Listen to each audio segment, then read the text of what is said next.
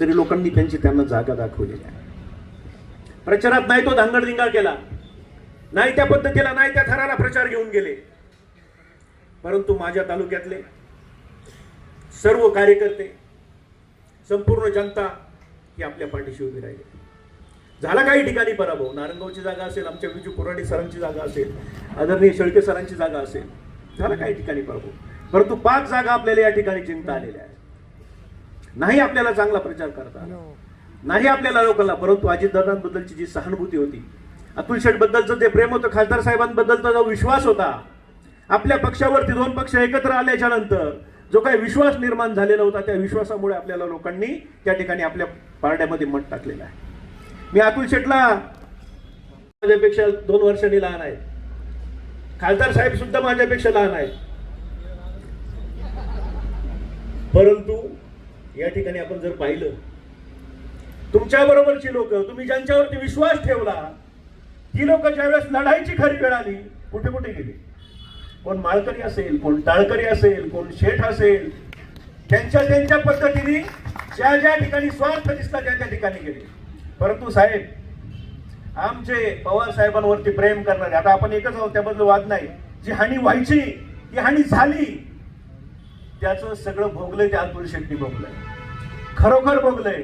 आतापर्यंत त्यांनी पक्ष सांभाळला, संपूर्ण तालुक्यावरती प्रेम केलं, सगळ्यांना एकत्र घेतलं, त्यांनी कधी आजूबाजूला केला नाही, परंतु त्यांच्या नशिबे आलं, त्यांच्या भाळी ते लिहिलेलं होतं.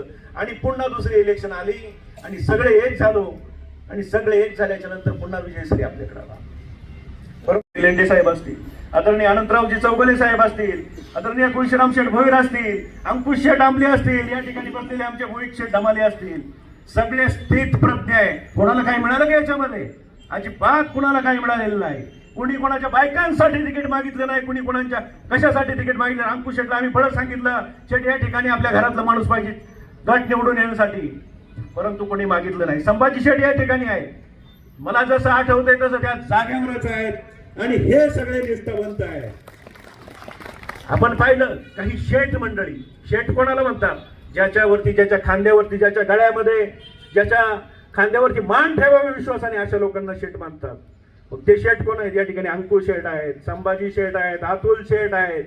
परंतु आमच्या गावातली काही शेठ मंडळी, हो, आमचा मोहित शेठ सुद्धा आहे, खरोखर पाठी राखा आहे, आणली शेठ या सगळ्यांनी निवडून.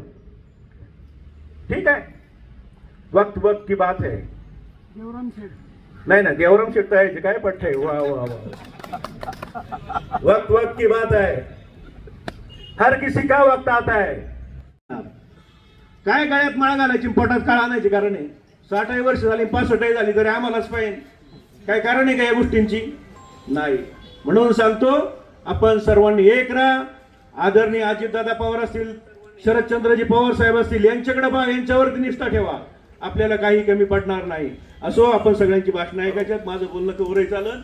मी या ठिकाणी पुन्हा एकदा हा जो विजय आहे राष्ट्रवादीवरती लढायची, आमच्या एकाही या ठिकाणी बसलेले आहेत, सगळ्यांच्या चेहऱ्यांकडे बघा, धीर गंभीर चेहरे आहेत, कुठेही लालच नाही, कुठेही अपेक्षा नाही, कसलीच नाही. अहो, त्यांच्यापेक्षा मी तर लहान होतो आणि मला तालुका अध्यक्ष मिळालं. खरोखर त्यांच्या चरणाची धूळ माती भाळी लावावी अशी ही सगळी माणसं आहेत. आतापर्यंत सांभाळून घेतलं, एवढ्यांच्या देखत मी पुन्हा एकदा आपल्याला प्रणाम करतो आणि माझ्या 2 शब्दांना विराम